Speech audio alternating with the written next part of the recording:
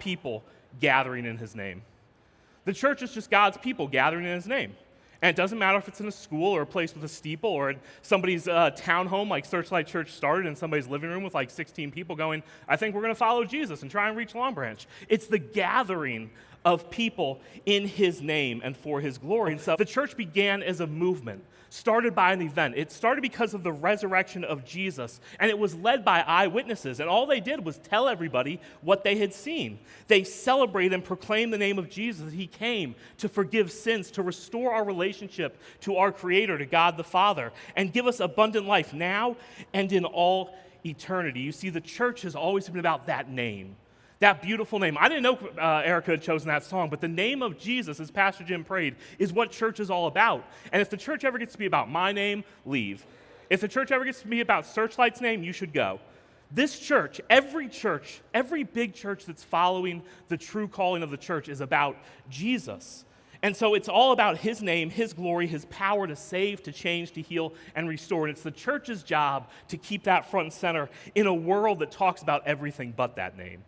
And so we, as the church, are people gathering in his name to bring the good news that anyone can find peace and identity and healing and security when we call on that name. And the cool thing, as we said in the past 2 weeks, is it got big fast, right? Peter got up and preached the first message. 3,000 people became Christians that day, right? What would we do if 3,000 people were like, I want to follow Jesus? We're like, I guess we need more services. And so the church got big fast. And so it was 3,000 people the first day. By 2 weeks, it was 5,000 men. So that's not even counting women. It exploded. And so how did it get that big? And it all comes back to that name, the power of that name. And that's your next film. The church is only big because of its big God. The church is only big because of this big God that we serve and we worship. The church is not a philosophy. It's not a set of moral standards for you to beat people with. The Bible is not a club for you to hit people over the head and say, behave. The Bible is the story of God who came to make us right with the Father, which means it's a mirror for us to be more like him.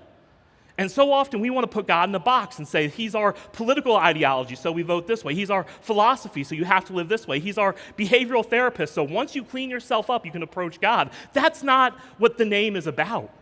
The name of Jesus and the church is based only on his name and what he's done for us. And that's why the church grew so big, because it had a big God to grow it.